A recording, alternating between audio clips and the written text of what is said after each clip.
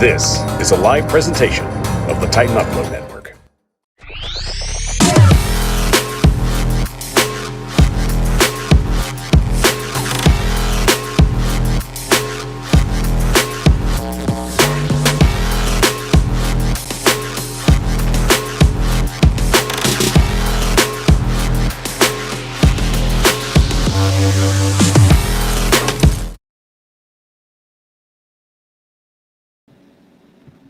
The Power Hour is on the air, live streaming on YouTube, Facebook, Twitter, and Twitch.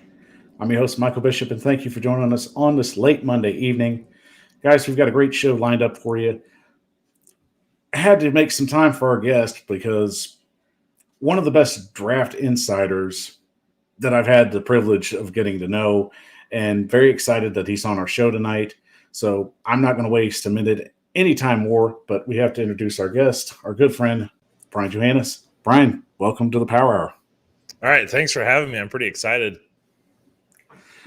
I got to admit, man, I have really been following your work quite closely since you joined the Titan Upload Network. And, you know, we've been raving about everything that you've been doing, especially in the world of college football, that you keep a very close ear to the wall on the in and outgoings of some of the fine players that are becoming up in the NFL draft this upcoming year. So before we get started, I was going to ask, I know Tennessee's got a few question marks going into the season, and I know we'll be talking a little bit about your upcoming mock draft, but was there any player that you had a second guess about that maybe you would have liked to add into that draft?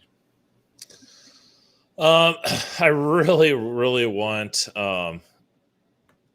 Jordan Addison to fall to the Titans. I think that's a guy that I think would really kind of give some juice to that offense. And so I did a simulation, and I was like, please have him fall. Please have him fall. He didn't, but the mock draft that I did, I kind of really like how it fell and how it ended up going. I do think Addison's going to maybe be available where the Titans are picking compared to where a lot of maybe mock drafts have him going right now. So it'll be interesting to see how it goes. But yeah, I think that's one player I'm like, if he can be right to where the Titans are picking, I think they should jump all over him.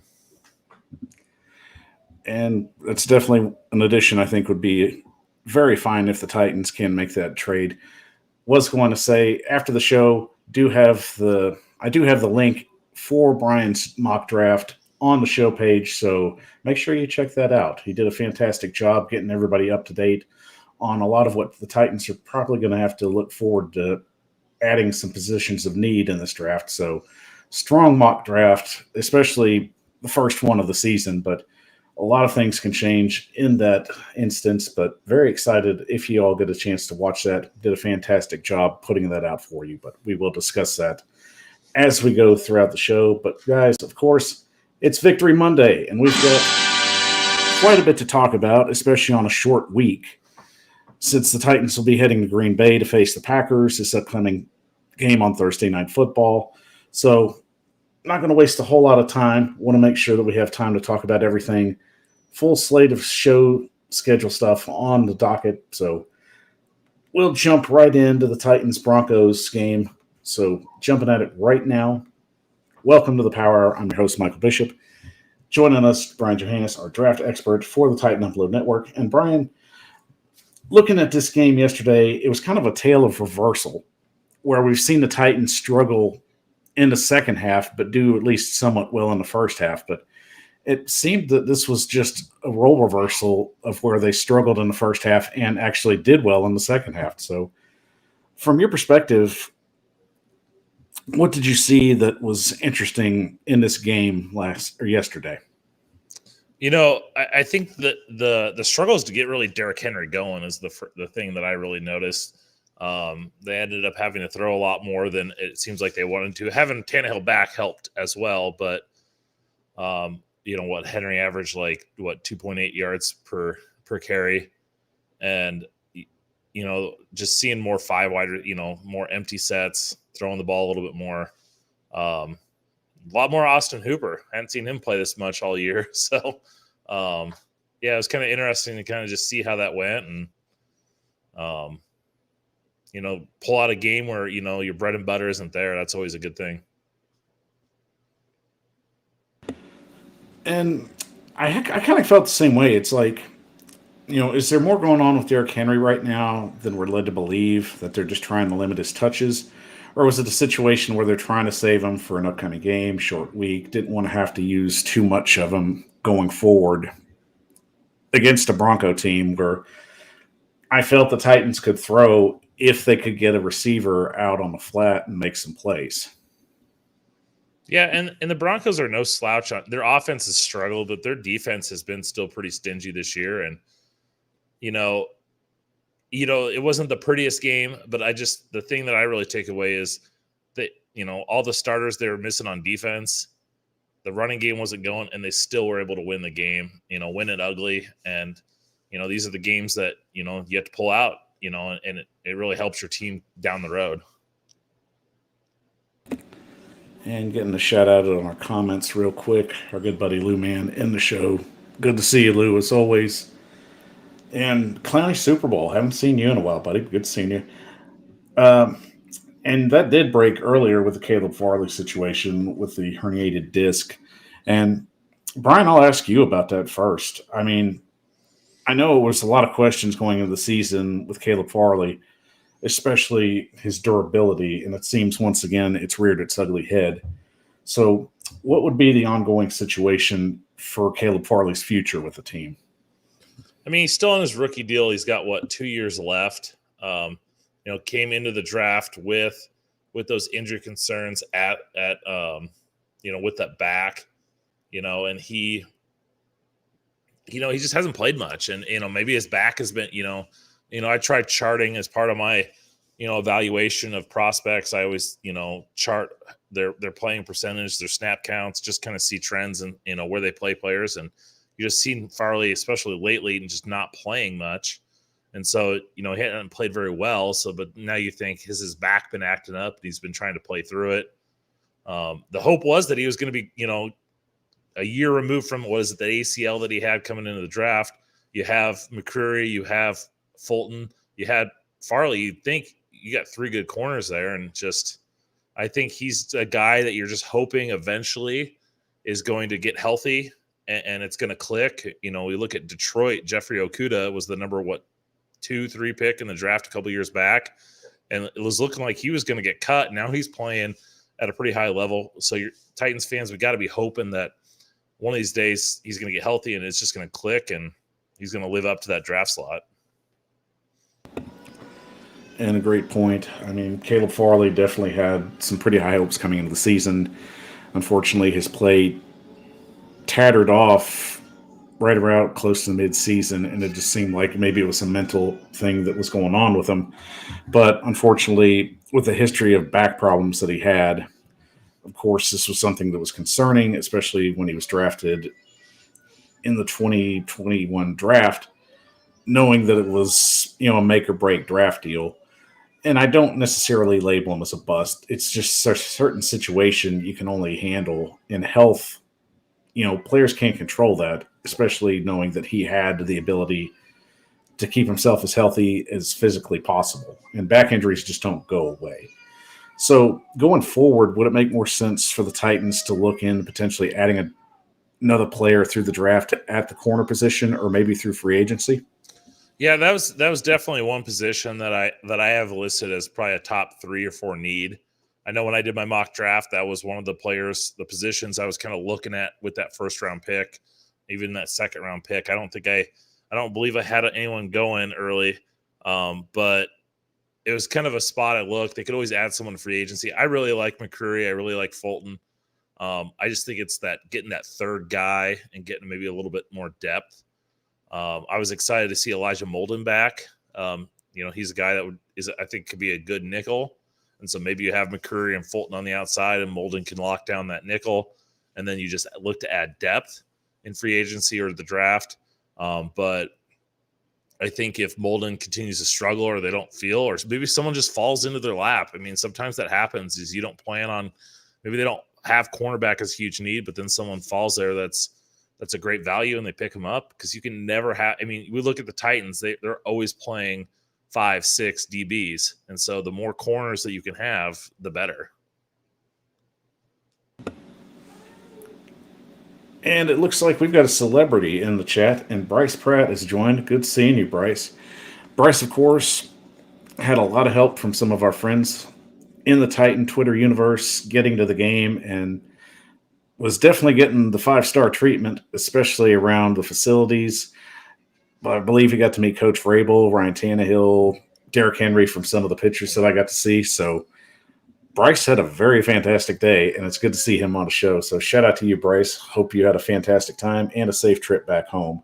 And I believe he did get a voice message from Eddie George not too long ago. So it's good to be Bryce. And our buddy Clowny Super Bowl asks a question. And Brian, I think this is a good question for you. What is more immediate for the Titans right now? Offensive tackle or the wide receiver position? I think tackle is just because the way that this team's built. I mean, they're a run-first team. You want to get Derrick Henry going. You want to build the passing game off of that. But even when you do pass, you know, they've got to be able to protect. And too many times when Malik Willis was in there, he was running around trying to avoid pressure. Even Tannehill. I think the injury to Taylor Lewan was big. So I think tackle is a big need. Receiver's not bad. Getting Treylon Burks back is going to help. And I like Robert Woods. You got Nick Westbrook. So I think they've got some pieces, and you can always find receivers in that second and third round. Receiver drafts are just continue to be deeper and deeper. So teams usually get their elite. I mean, the top tackles in the draft are taken in the first round. So I think that's more of an immediate need if it's available. But, you know, we know John Robinson likes to take big swings in the first round. So if a receiver's there and it can, you know, add some explosiveness to this team, wouldn't shock me if you took him. And a big question I had, especially going forward in the show, you know, Todd Downing's play calling has been questionable, just to say the least. But it's even more frustrating that we haven't been trying to use 2 tight end sets a whole lot, especially in game situations. But, you know, we saw Hooper and Okonkwo, when they had the opportunity to make plays, they were able to get some yardage. Hooper getting about 5 receptions for 41 yards, and Okonkwo getting 1 catch for 41 yards, which is hilarious. But, I mean, going forward, do you think that that's going to be something that the Titans need to try and utilize a little more in their offense, especially knowing that Tannehill does well in short yardage passing situations with tight ends? I mean, yeah, you'd think, you know, a run-first team, they'd run a lot more, you know, 12 personnel, you know, 1 back, 2 tight ends. You know, you got Swaim as their blocking guy. You got Hooper. You got Okonkwo. You would think they would. So that's, like you said, with Downing, some of the heads. I like some of his play designs that he's done, but some of the stuff like that. Why aren't you running more 2 tight ends and taking advantage of it? You'd think it would make more sense, but I don't know. Can't get inside his head, I guess. And believe me, that's a situation that I don't want to try and figure out any more than I have to, especially when it comes to the second half of games. But as I said, it was definitely a role reversal where the second half seemed to be where the Titans got stronger as the game went on. But, you know, looking at the other side of the ball from the Broncos' perspective, it just seems like that Russell Wilson, you know, there's a lot to just take in there. You know, is it a mental thing? Is it a physical situation that he's going through?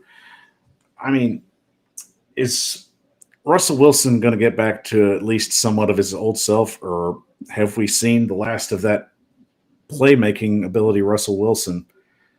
Is at the end of the career that we've seen him go forward? Yeah, it's kind of a big of a shock. I mean, when they made that trade, everyone was talking about playoffs.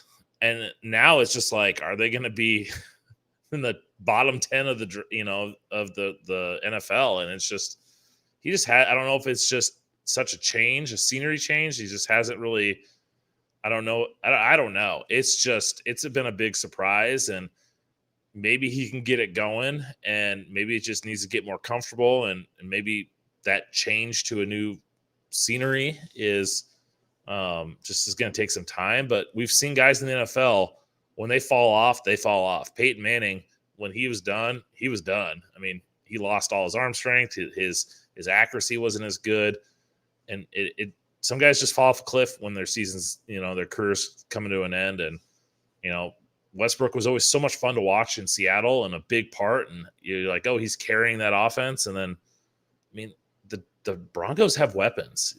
They've got Cortland Sutton. They've got Jerry Jeudy. They've got a couple good tight ends. And it's just, I don't know if it's maybe the play caller, maybe the coach, maybe it's just them not clicking. Maybe Russell, since he's kept this big trade, maybe he's thinking maybe it's his mindset's changed from what it was in Seattle. I mean, I don't know. It's just really fascinating to see just the huge drop off. And the only other player that I could probably compare his situation to would be Donovan McNabb when he got traded to Washington. You can definitely see that there's just a different mindset there. Was Russell Wilson more successful in Pete Carroll's offensive system? I mean, we can see that with Geno Smith at the moment. So yeah, could that just be just the result of a system quarterback actually fitting a system that was bringing that success? I mean, no one saw Geno Smith doing what he's doing. And, he looked like a guy that's like, oh, gosh, it was a running joke that Geno Smith was their quarterback. And now he's like, see, is he going to make the Pro Bowl or not? It's just, maybe it is. Maybe it's, we talk about organizations and their culture and their fit and whatever it is. And, maybe that Seattle culture and, it's always been the defense and the Legion of Boom, and maybe their offense, maybe there's something to it up there. And another good question from Clowney Super Bowl asking us, do you think that Malik Willis could be the Titans quarterback of the future? Yeah, it's just, I don't think it's going to be, it's not the immediate future. He's got a lot of tools and he shows those glimpses, but he's still got a long ways to go. Watching him against the Chiefs the other couple weeks ago, he showed some flashes, and he reminded me of some of Justin Fields. Justin Fields early on in his Bears tenure, especially last year.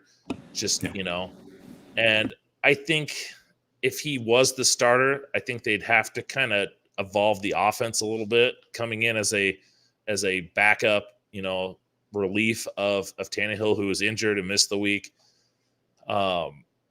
You can only do so much in that short period of time. I think if they were to go to him full time, he would be, they can maybe go more towards that Ravens style where you're kind of utilizing more as a runner. I think it's just, it's one of those, I think he also needs just playing time. Sometimes, Justin, you just kind of harken back to Justin Fields. It just took time. And Justin Fields about halfway through this year finally played 17 games. So he got technically through a first year. And then they started adapting the offense to him and he started to hit those strides. And I think with Willis, it could come. I'm not locked in like, yep, he's going to be their future starter, but I could see it happening. And I'll add on to that question. When it comes to the development of Malik Willis, would it be a better situation for him to be under the tutelage of Tim Kelly or potentially another offensive coordinator that could be available in the upcoming season next year? I mean, I definitely, I just haven't, I haven't followed the current scheme in that too terribly long. But I don't really think their offensive coordinator is going to be getting this reputation of a quarterback developer and schematic person. So I think that wouldn't hurt.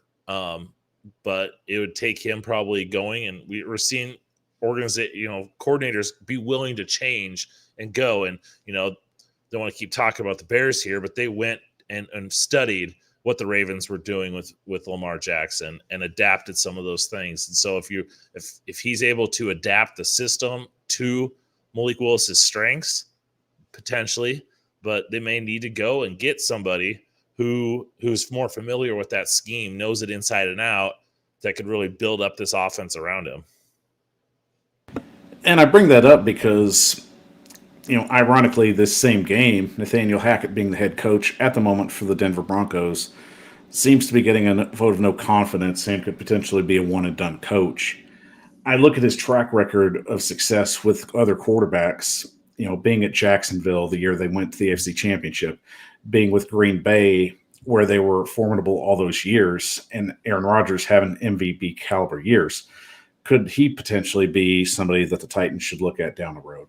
I mean, it's a possibility. When he was with Green Bay, he was the coordinator, but LaFleur was the one calling the plays. But he's always been more of a run first guy. I remember I think it was Buffalo. He was with Buffalo with Doug Marrone, and I think they had CJ Spiller, and he's like, "We're gonna run him so much he pukes," or some weird comment like that. And I think when he was with Jacksonville, and they made it to the AFC Championship game, they were a run first team. They had Leonard Fournette, Blake Bortles was their quarterback. They were a run first team, and their offense was built off the run and that. And I think that's what the Titans with Derrick Henry, and that's why I liked Malik Willis to the Titans when he was drafted, just because they're a run first team. They can utilize Malik Willis's legs as well to make that offense, the run game, more multifaceted.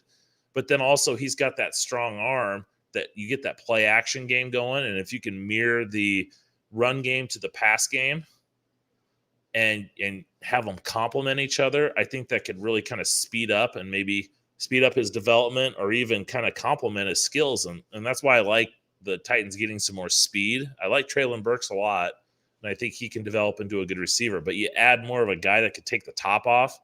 So now you have to load the box to stop Derrick Henry. Oh, wait, we're going to play action. And now we've got single coverage down the sideline and a quarterback that can throw the ball a country mile. But looking ahead to Thursday Night Football, where the Titans will be traveling to Green Bay to face the Packers. And at this moment, it seems like the Packers get a huge confidence win over the Dallas Cowboys. You have to think that Aaron Rodgers feels a little more confident heading into the next part of their season. So what's Tennessee going to have to do in this upcoming game to potentially get a win on the road? I think they got a good shot. I mean, playing in Lambeau, those Thursday night games always favor the home team, being at home, not having to travel. But I think the Titans are a tough matchup for the Packers, just because you want to limit Aaron Rodgers' touches. And so if you can get Derrick Henry going, you can control that clock, pound that. The Packers defense isn't strong. We saw the Cowboys able to move the ball on them, score 5 touchdowns on them. So I think they're going to have a trouble stopping Derrick Henry. And then, they lost their number one cornerback. They lost one of their cornerbacks, Stokes, to injury. So their defense is a little depleted. And then offensively, their offensive line is not good. And we just saw the Titans against the Broncos without Bud Dupree, without Simmons. They still got 6 sacks, 18 quarterback hurries. So that they can get to the quarterback, and they're going to fluster. And Rodgers is one of those guys, when he gets kind of off his game and gets a little frustrated, there's some quarterbacks when things are, they get frustrated, they get dialed in. Rodgers doesn't seem to me like he's that guy. When things don't go well, he tends to kind of pout and kind of get mad at everybody else around him. So I think the Titans' ability to get pressure and get hits on him against, kind of a beat-up offensive line, I think that could really throw them off their game. So Rodgers getting hit, not getting as many touches and snaps, I think it's a good matchup for the Titans. And going forward, the Titans, as you said, being the road team, the home team usually being favored in these matchups, it'll be interesting to see, if Green Bay can keep this momentum going on a short turnaround. Same for the Titans. When it comes to the injury report, the funny thing is they're neck and neck. Both teams right now at this moment having significant injuries going forward. So is there any hope we could see anybody that was out this Sunday potentially back for this Thursday night matchup, or is it just not worth risking anybody long term? Yeah, I don't know. I haven't really followed, to be honest with you, the injury so far today in that, so I don't know. You wonder, did they hold some of those guys out because it was a shorter week, and maybe they felt like, hey, we can get by against the Broncos without some of these guys. We need them for Thursday. I'm not quite sure, but you'd hope. You always want to see Jeffrey Simmons and Bud Dupree out there. You want to see two of your secondary starters. So hopefully they can come back, but once again, you don't want to push them back too soon on a short week just to get them out there. And the good news, especially in the secondary, Monty Hooker ended up practicing today, so definitely that adds another dynamic along with Molden in the secondary. Jeffrey Simmons, more than likely, probably will be held out once again, but oddly enough, the defensive front did well without him. Yeah. But to finish off this game, and basically the second game in a 5-game gauntlet, what impressed you the most in this game, knowing that the Titans have a potential to getting the next 2 to 3 games and potentially turning those into wins?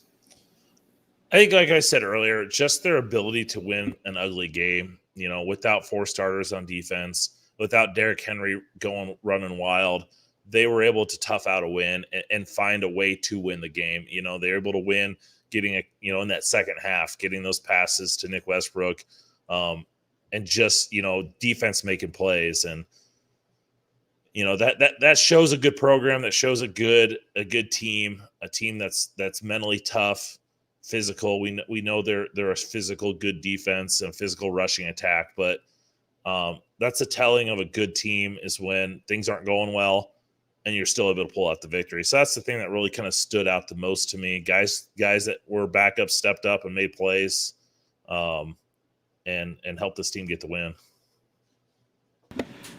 And a gritty win at that. But once again, as they say, it ain't beautiful. It ain't pretty, but it's beautiful, as Kevin Byard always likes to bring up in those game situations. But once again, always good at getting a win at home. And hopefully Tennessee can ride that momentum, especially on a short turnaround heading towards Green Bay. All right, guys, we're going to take a quick 30-second break, and when we come back, Brian's mock draft. It's the hottest thing right now. If you haven't watched it, we're going to break it down right here for you because we want to make it that easy for you. But hey, it's in the link, so make sure you watch it too. But we'll take a quick 30-second break. We'll be right back. I'm Michael Bishop with the Power Hour. See you in 30.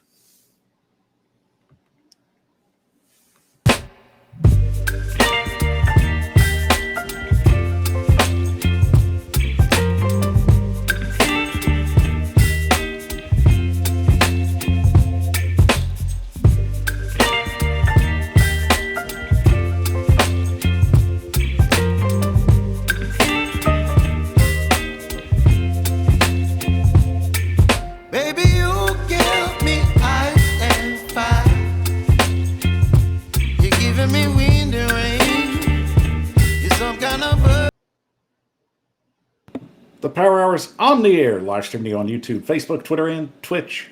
I'm your host, Michael Bishop, and thank you for joining us on this Monday evening. I know some of you are trying to watch Monday Night Football, but hey, for those of you that came in and watched the show, we appreciate you. And it wasn't that great a game anyway, so you're not missing anything for those of you that are watching the show, so I appreciate you. And of course, got to thank our special guest, Brian Johanne, our draft expert of the Titan Upload Network, for joining us. Brian, thank you so much for taking the time to be on our show tonight. Oh, no problem.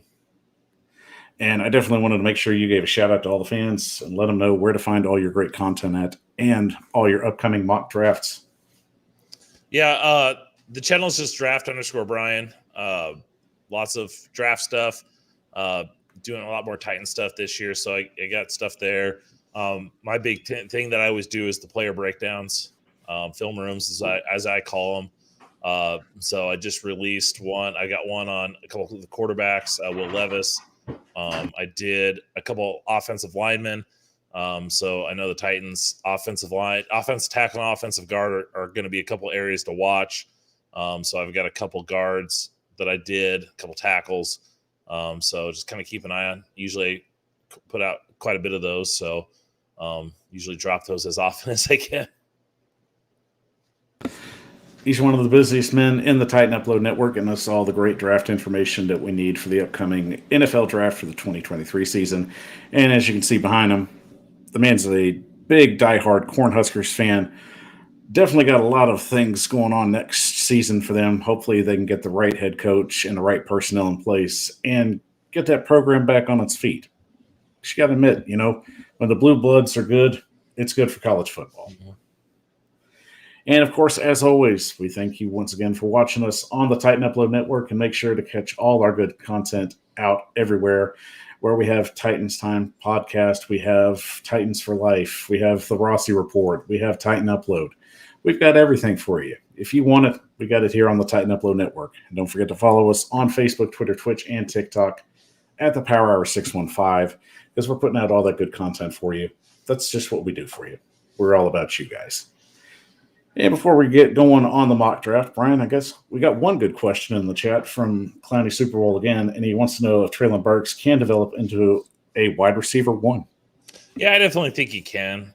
Getting hurt really kind of set him back a little bit, but wide receivers tend to take a little bit of time going. I mean, you look at like a Devontae, and I'm not saying that Traylon Burks is going to be the next Devontae Adams, but it took him like 2.5 years to really get going.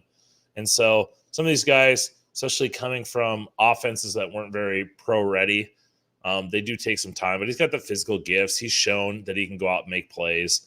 I don't know if he's going to be A.J. Brown level, but I think he can be a guy that you count on. To me, a number one receiver is a guy that can win on third down and win in the red zone, and I think he can do both of those things pretty well. So it's just going to take a little bit of time, but I think the more he gets out there, I mean, you can see he's big, he's got some explosiveness. So it's just a matter of time before I think it all kind of clicks with him. And it's definitely a developing process. We're looking forward to see if it can go in the right direction. Well, Brian, you put out a mock draft this coming last week, and I got to admit, I was very impressed with the way you broke it down. So wanted to give everybody else a chance to see what you've been raving about this upcoming first mock draft, and it was a good one, guys. So we won't waste another minute and get into Draft Brian's 2023 mock draft for this upcoming NFL season. So to start out, I felt that this was a very important position of need. I feel like going forward, the Titans can't ignore it this year. They've tried to piece in a few guys the last couple of years, and it's fallen flat completely. But Brian, to start out, what is so special about Jalen Duncan from Maryland? I really like him. He is one of my top players in this draft class. He's my number one rated tackle. Now, I know that my rankings are going to be different than what the NFL is. Just because I have him at number one doesn't mean he's going to go that high. Doesn't mean that other people see it that way. He is my where do I have him? He's my 11th overall prospect in this class. I did a video on him, so hit up my channel. And I think in my mock, I have it right when that pick comes up, it pops up top for my film. He's a guy that just does it all. And he's not the most physical, when you think of the Titans, just bully you over type guy. But I think he's strong enough. He's a really good athlete. His ability to drop. I think the first clip, he was able to get depth and be in a good position to stone the outside linebacker. And it just, it's things like that get me excited. An athletic tackle really kind of gets me going, but he's athletic and he uses that in the pass game well. That's one of the things I see. The Titans run game wise, Daly's a guy that hasn't been bad as a run blocker, but it's just when they need to drop back and pass, that's where some of those guys struggle. And I think a guy like Duncan, is he not a mauler in the run game, but I think he'd give you that elite left tackle athleticism that you want, and then he uses that well in the run game. His ability to get in position, he's got enough power that he could steer you a little bit, he can seal you off, he's able to open up run games. I'm a huge fan of him. I think he could go in the top 10, but sometimes those guys fall. I mean, Rashawn Slater went to the Chargers a couple years ago with like the 12th or 13th pick, and people were talking about him being one of the top 5 best players in the draft, like guys like Daniel Jeremiah and that. So we're seeing tackles sometimes slide. So a guy like Duncan, I think to get him in the mid to late 20s would be an absolute steal in my opinion. And I could see him falling there too. So without being Captain Obvious on my end, it would seem the Titans would be best to move on from Taylor Lewan to add an athletic tackle. But I have to ask also, is he versatile? Can he be a guy that can move to different positions on the line? He's only played left tackle at Maryland. He started for 3 years, um, maybe 4 if I'm not mistaken. Some guys can make that transition. We often talk about if a guy, Jedrick Wills, who came out of, was it Alabama? He came out of somewhere. I can't think. I'm spacing now. But he went to the Browns. He was a right tackle in college, and they moved him to left, and he was fine. And so some guys, they can make that transition well. They're a college left tackle. They switch over to the right side. It's not a big deal. Other guys, sometimes they say it's like, a right-handed person trying to be left-handed or vice versa. So I don't know. You think he's got the athletic ability. He's got he's got the tools that could do it. It's just, I think, it all a matter of preference. So, I think he could, maybe you slide him into guard for a little bit. Left guard, I think, is a huge area of need, in my opinion. So maybe they bring Luan back and they draft a guy like Duncan. He gets his feet wet at left guard, and then eventually you kick him out to left tackle. We've seen guys like Jonathan Ogden do that. We've seen Lermy Tunsil do that. So that's not uncommon either. So going forward, knowing that the Titans are definitely going to have to try and address the offensive line going forward, not knowing who the quarterback will be also, if they want to invest one more year in Ryan Tannehill or if they feel confident enough to hand it off to Malik Willis. Protection's the name of the game. And if you can't keep your quarterback upright or your running back moving forward, then you're not going to be successful as a team. So what's impressed you the most about Jalen Duncan and why he fits in so well as a Tennessee Titan? I just, to me, you'd love him to be a little bit more physical, but I just think his ability to make blocks, and they just need someone to lock down, and they're going to have to, especially if they do go with a Malik Willis, they're going to need he's going to need more time. He's still, as he develops things, he doesn't, process a little bit faster. So just that ability to maybe give him more time in the pass game, I think that'd be crucial. And like I said, he's got a guy that is sneaky strong. He's got that ability to open up those running lanes. So I definitely think he's scheme transcendent. So he doesn't matter what scheme he goes to, he'd fit well into it. But, I absolutely love the pick. I feel that offensive tackle will be in a position of upgrading.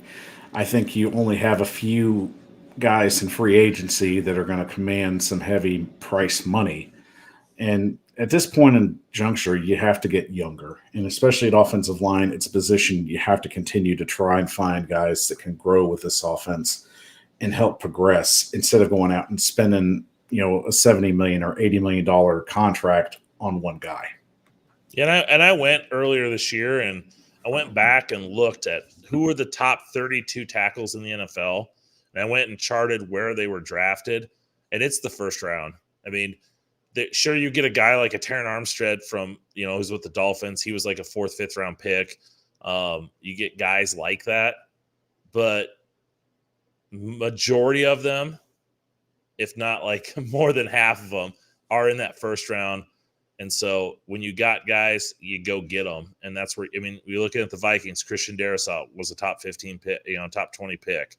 Rashawn Slater, Penei Sewell was a top 10 pick. There's lots of these top guys are all going early. But solid pick. Definitely think that the offensive line's got to be key this upcoming year. And Duncan definitely fits that role. Moving on to the next pick, and I found this interesting, especially with some of the highlights that I've got to watch from Zay Flowers, and I'm pretty impressed with him, especially being with Boston College and not getting as much headway as most receivers usually do from the playmaking ability that he's shown in his highlights. So what makes Zay Flowers so special but so underrated? Yeah, Boston College isn't having the year that you would thought. They just lost to UConn, who has been kind of a dumpster fire. Jim Moore Jr.'s got him going pretty good now. But, Boston College had Phil Jerkovic, who was a Notre Dame transfer that was on a lot of people in the NFL draft community's radars, maybe like a mid-round pick. He's been hurt. So they've had some injuries. The season's not going well. He was a guy I had kind of seen some people say, oh, hey, he could be a first-round pick, and I had never even really watched him at all. And so I put on the tape, and it kind of blew me away. And he reminded me a lot of style-wise. A lot of my comparisons are what type of style they play like. And he reminded me a lot of Antonio Brown and just that ability to be a good route runner. He's a small guy. He's under 6 foot, but he plays a lot bigger. He can win at the catch point. That's my one.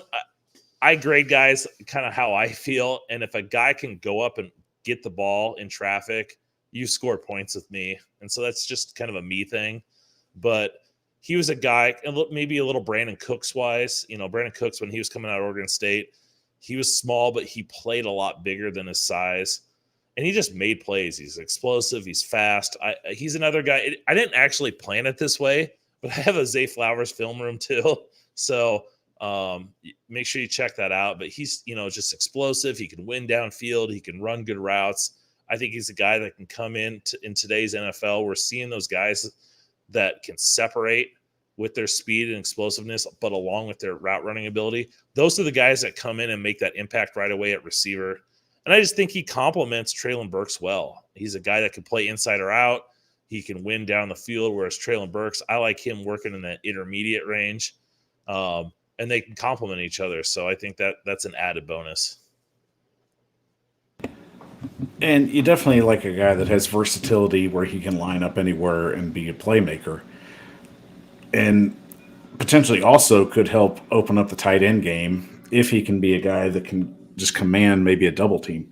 But going forward, what's the most impressive thing about Flowers' game? Is it his footwork? Is it his ability to get downfield? What makes him stand out in order to get to this second-round pick? Yeah, I mean, he's just a guy that I was pretty impressed with his route running ability, and you don't see that a lot in today's NFL. I mean, he's 5'10", 172 pounds, which a little bit lighter than when Antonio Brown was, but he was that same size. He's got good hands. I give him when I grade on traits, it's a scale from basically 1 to 10. 10 being elite at that trait, and 9 being very good.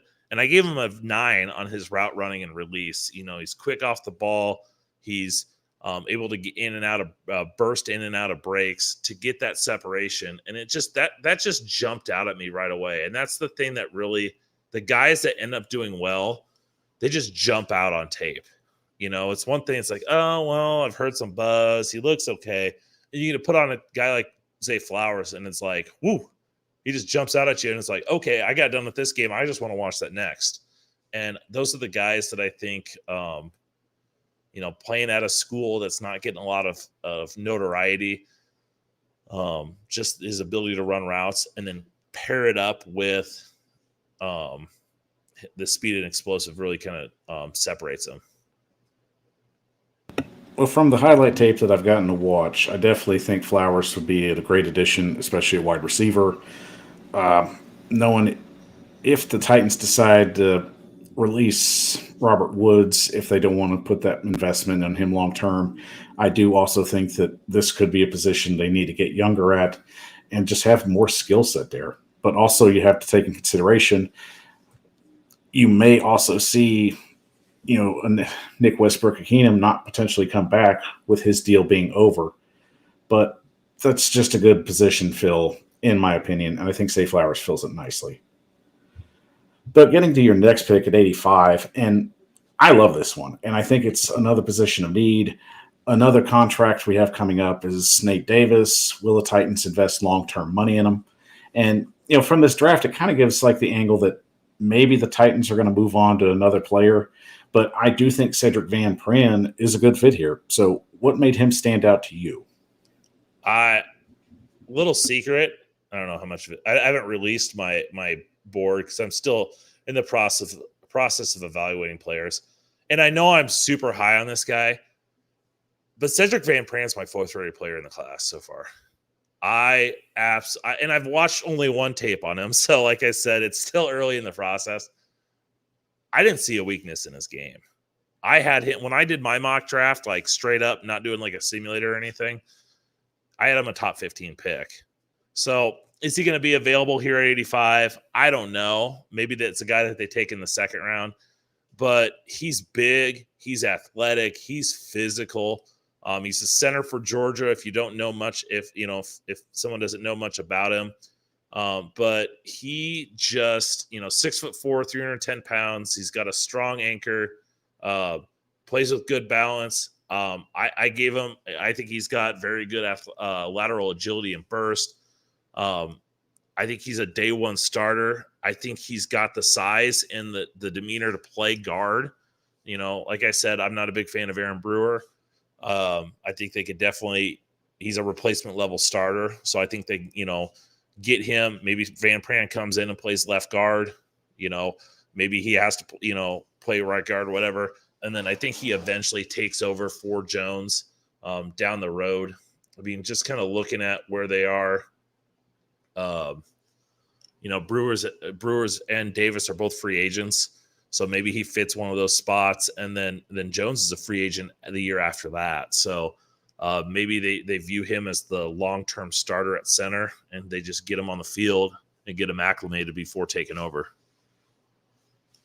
And that's a great point. I mean, you have potentially a good chunk of your interior offensive line that's going to be in free agency.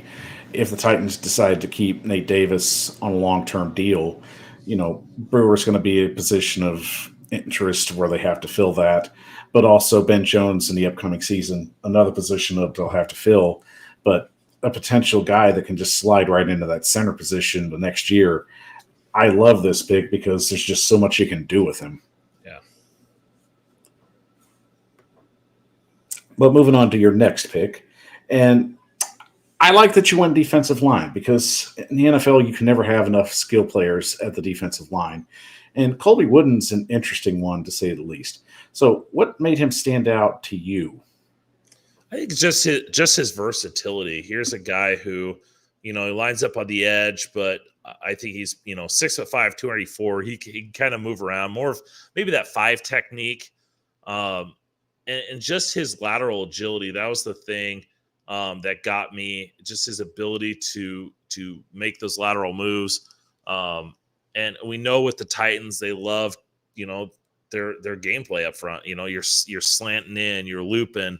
And I thought he was a guy that was a perfect fit. And so when I was doing this, I saw him available, and to me, it was like, oh, he just screams Titans defensive player.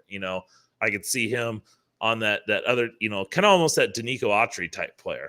That's kind of who he reminds me of. And we see the Titans, they're rotating, we got Strong and you got Edwards and you've got, all these guys that they're rotating in. And, here's a guy that I think would fit well in there. And he just kind of fits with what they want to do. I think he's a good player. I think, this pick, is good value. And I just, continuing to add good players to that defense so you can rotate and keep fresh, I think is kind of perfect for what the Titans are. And I agree. I mean, he just looks like the variable type of player that can just make plays.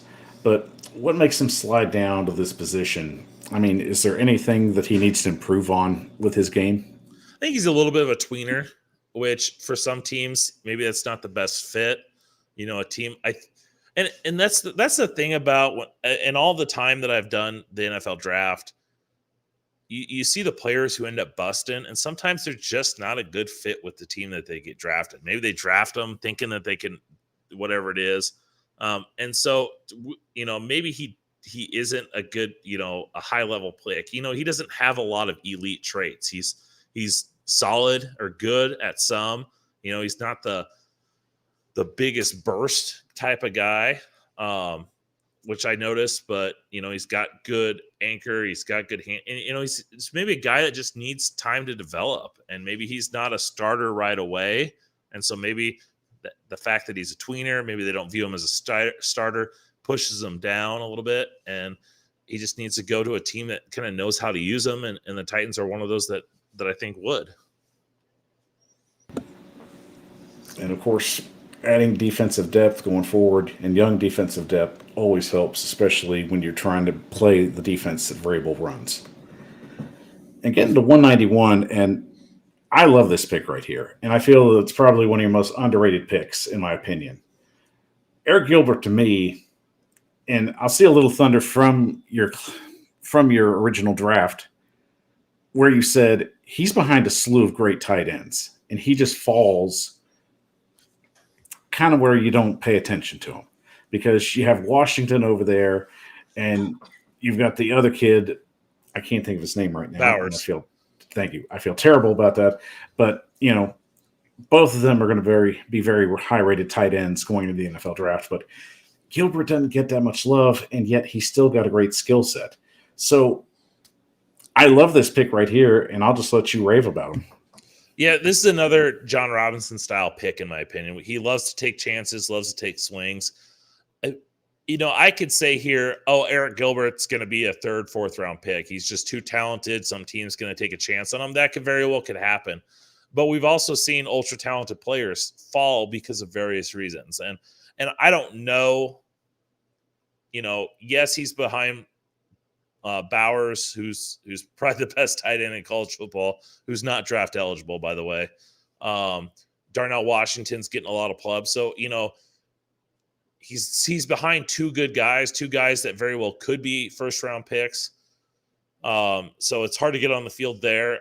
You wonder, is there something else going on? He did go to LSU, didn't play a ton there, went to Georgia, sat out a year. Now he's there, not playing much. So does that scare teams off, saying, hey, he's ultra talented, why is he not seeing the field?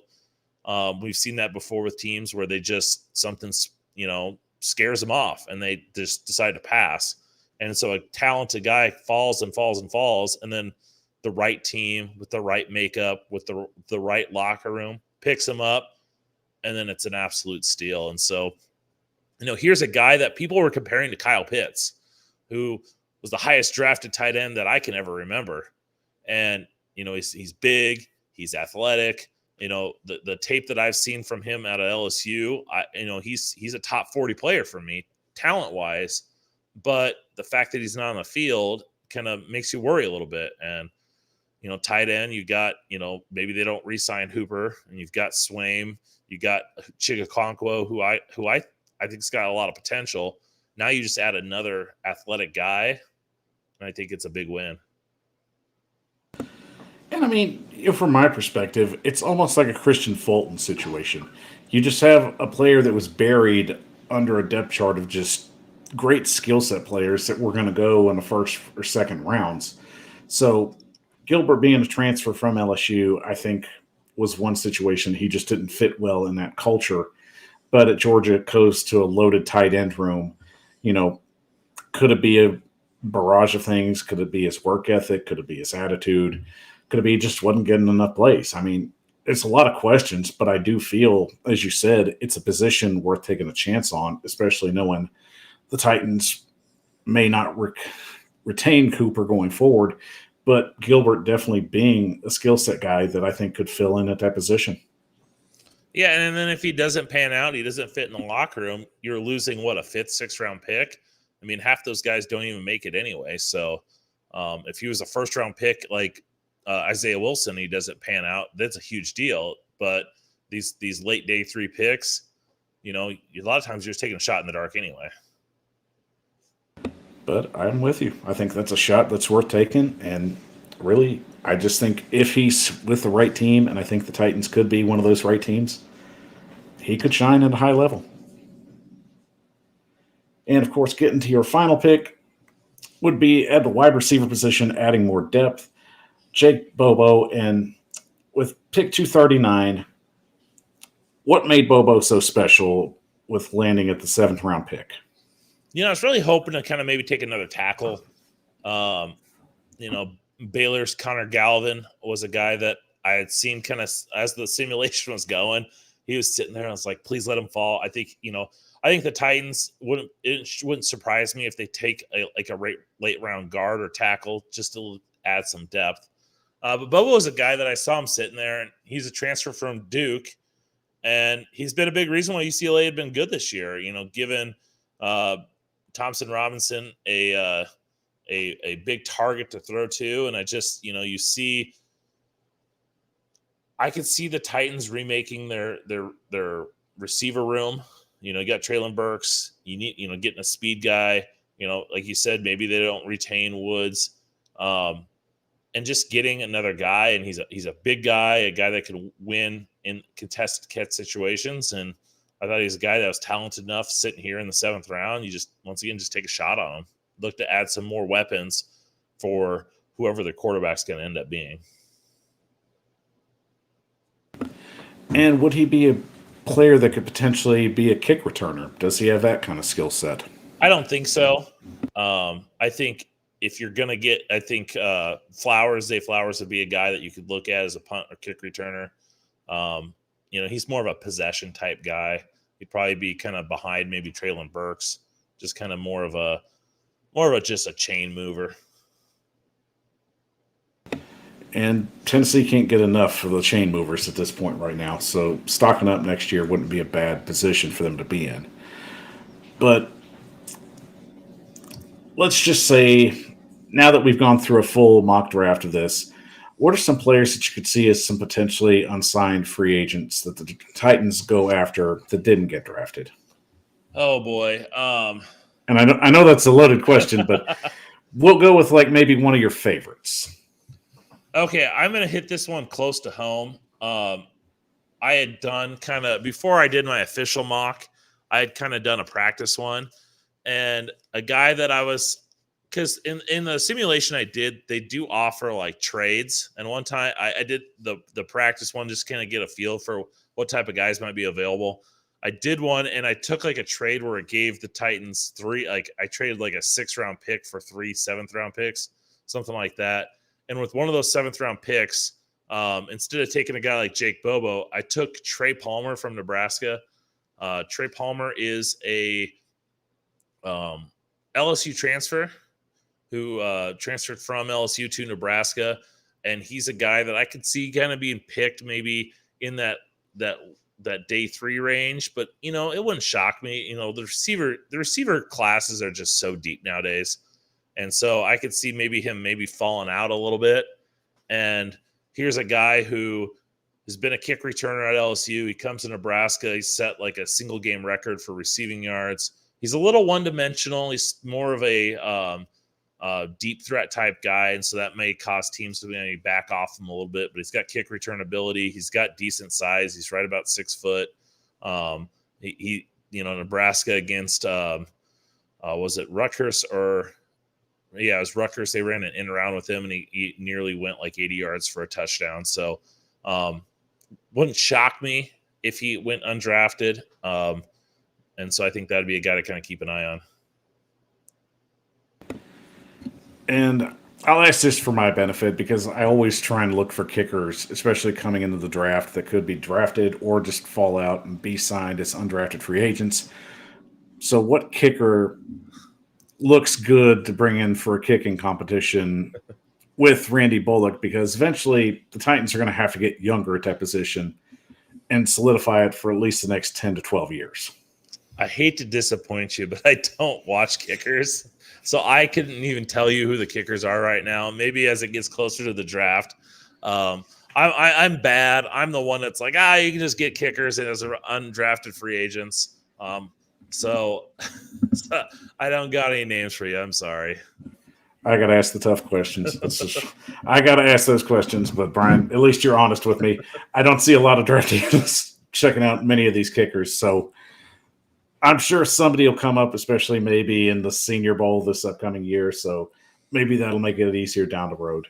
And kickers are always so tough because, Robert Aguayo gets drafted, in the 2nd round by the Buccaneers, and he didn't even make it out of training camp before they cut him. Alex Henry, who was a Nebraska kicker, just was automatic at Nebraska, gets picked in the 4th round by the by the Eagles and made it like a year or two before he just wasn't in the league. And, it's such a hard, it's such a mental thing that sometimes you get a guy you draft early, and he's Justin Tucker. And then next thing you know, you get a guy that no one's ever heard of, and he's undrafted free agent, and he's just super consistent. So you find an Evan McPherson from Florida, and then you've got a kicker for the next 15 years. So understandable. Well, guys, I want to thank everybody for watching the show tonight. Definitely want to thank Brian for being on our show tonight and showing us insight and getting us all the information that we needed. Fantastic mock draft, and there's going to be many more to come. Right, Brian? Yeah, definitely. And I'm putting together I have my own draft board based off of kind of how I've usually done it. But this year, joining the network, I'm building my own Titans specific board. So as that gets more kind of developed, that'll be kind of fun to share out. So not only do I continue to do mock drafts at various points, but player rankings specific to the Titans, position specific, offensive tackle, guard, corner. I think some receiver are going to be areas of need. So just kind of breaking down those positions, getting guys who might be, mid to late round picks, or even, kind of that day 2 range is something to kind of look out for as well. And we're definitely going to keep our eye open for that, because we're going to get a lot of those mock drafts in the upcoming year. But already got a first one out, got a lot of excited people potentially seeing some good replacements for this team. So got to love the direction that we're going to be going in with this draft. But hey, we'll see how it unfolds when draft day finally occurs. Definitely. But once again, a big shout out to Brian for joining us on the show tonight. And I wanted to make sure you get a chance to shout out to the fans and let them know where to find you and all your great content. Yeah, it's draft_Brian, kind of everywhere. The main thing is the YouTube channel. So definitely check that out. Social media, draft_Brian, Facebook, Twitter, Instagram, whatever it may be. Follow me there where you can get all my stuff. But yeah, the YouTube channel, definitely make sure you check that out. Lots of position breakdowns, give my thoughts on certain things. I'll do a full mock draft probably in the next week or two, all 32 first-round picks. So keep an eye on that as well. Fantastic, man, and we will definitely keep our eyes open on that. And don't forget, Brian is also a member of the Titan Upload Network. Don't forget to follow all of us on our social media platforms, Titans for Life, Titans for RC, Titan Upload, our new addition, Ryan Harris, and the Jump Pass Podcast, and, of course, me, the Power Hour. So don't forget to follow us also on Facebook, Twitter, Twitch, and TikTok at the Power Hour 615. So once again, for Brian, we thank you for joining us on the show tonight. And, of course, it looks like that Washington has defeated the Philadelphia Eagles in an upset, so undefeated no more. And just to let you on a little high note and get you to bed in a good mood, A.J. Brown had 1 catch for 7 yards. So, if you're like people that keep receipts on Twitter, have a ball. But, guys, once again, thank you for joining us tonight on the show. We'll be back potentially Wednesday for the upcoming short week. Might be Thursday. I'll try and figure that out and get you posted as soon as possible. But we will be definitely back sometime this week for the Titans-Packers matchup. Maybe a pregame show. We'll figure that out as we go. But everyone have a great night. Special thanks once again to Brian Johanne for joining us on the show. And thank you once again for joining us as well. You're what make the show successful, and we thank you so much for keeping that way. So continue to watch and support us as we go throughout the Titan Upload Network. I'm Michael Bishop with the Power Hour. Take care and tighten up.